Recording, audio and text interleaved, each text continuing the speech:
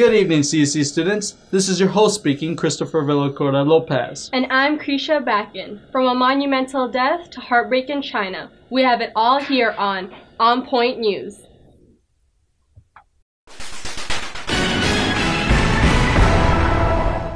There is rejoicing in the streets of Libya after the 42-year of tyranny has come to a complete end.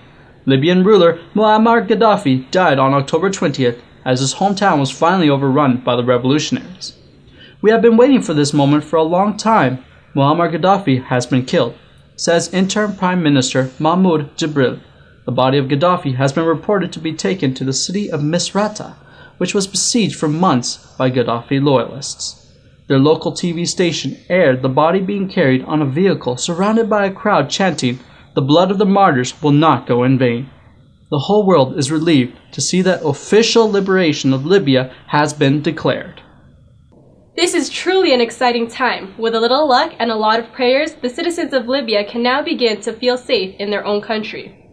Our next story will leave you far more shocked and dismayed. Cherise Pierman has the full story. Cherise, can you tell us what it is that has happened to warrant coverage? The 2-year-old Chinese toddler, who was struck by 2 vehicles last week, died in hospital early on October 21st. Wang Yu was knocked down by a van when she wandered through a market street where her parents run a shop. The driver slowed momentarily upon realizing that he had struck someone, but sped off without checking on the victim's condition. As she lay in the middle of the street bleeding, 18 people walked past, and another van ran over her legs, but no one took the time to stop and help. Finally, a scrap picker moved the toddler to the side of the street and tried her best to help. By most, she's being hailed as a national hero, but some are scrutinizing her actions, stating that she only came to the toddler's aid for attention and money. This has started a wave of condemnation, and for many online commentators to question the state of Chinese morality. Wang Yu had been in a coma since the incident on October 13th and died of systematic organ failure on Friday morning after doctors did their best to stabilize her. Guangdong Province, where the accident occurred, is now debating the introduction of a law forcing people to help others in distress. In China, there have been many high-profile cases where residents who stopped to assist people in distress were later held responsible for their plight. Our thoughts and prayers go out to her family and friends. Unfortunately, the news doesn't get any brighter from here. A mix of exotic animals have had their lives taken away in Ohio. Glenn Musakanda has the details. Take it away, Glenn. Here, just outside of Zanesville, Ohio, sheriff's deputies shot nearly 50 wild animals, including 18 Bengal tigers and 17 lions. The animals were let loose Tuesday night from a privately run exotic animal farm. The owner set them free right before taking his own life in what appeared to be his final act of spite against his community. The hunt lasted all through the night and into the afternoon of Wednesday. What's truly sad about this story is that while tranquilizers were used, they appeared to have no effect against the animals, and as such, lethal force was deemed the only answer. Among the dead are 6 black bears, 3 mountain lions, 2 grizzlies, a wolf, and a baboon. Unfortunately, only 6 animals were captured alive and taken to the Columbus Zoo for treatment. This is Glenn Musakanda reporting from Zanesville. Thank you, Glenn. One of the worst facts about that story is that there are only 1,400 endangered Bengal tigers left in the world, so to lose 18 is very significant from a global perspective. Our next story is almost more devastating than what you have just heard. Multiple child abductions and abuse have just come to light in Philadelphia.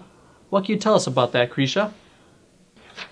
Authorities have just unraveled a case involving 10 children in the care of a woman accused of locking them up along with 4 mentally disabled adults in a dark cellar. The children's age ranged from 2 to 19, one being the niece of the suspect who was reported missing in 2009. The police are still trying to identify the 6 children and 4 teens. The children all bore signs of physical abuse and were extremely malnourished. One of the mentally disabled men was chained to the water heater. They were discovered by the landlord over the weekend, locked behind a steel door with 2 small dogs, some makeshift beds, and no bathroom.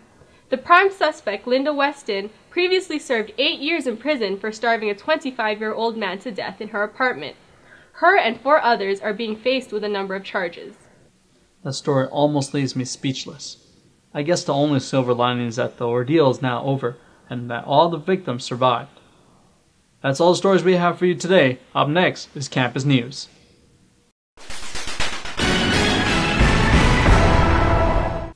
For campus news, last week we had an impact week of crazy love.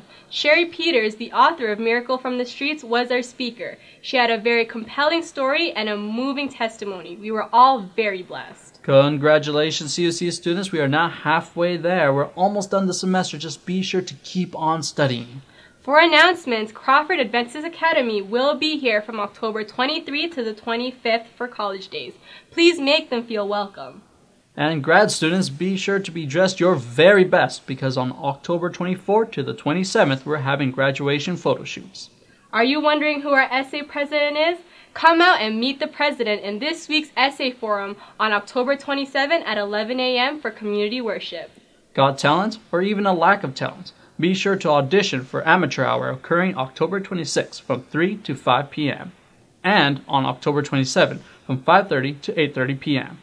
Come out and have some fun this weekend. Come relieve some stress at the post-midterm pool party occurring on October 29 from 9 to 11 p.m. at the CUC Gym Pool. Also happening at the CUC Gym is Oktoberfest on October 29 at 9:30 p.m. On October 31st at 4:15 p.m., there will be a food bank drive at Red Deer. Please come out and support. Thank you for joining us today. This has been your host speaking, Christopher Villacorta Lopez. And I'm Krisha Backen. This has been another edition of On Point News.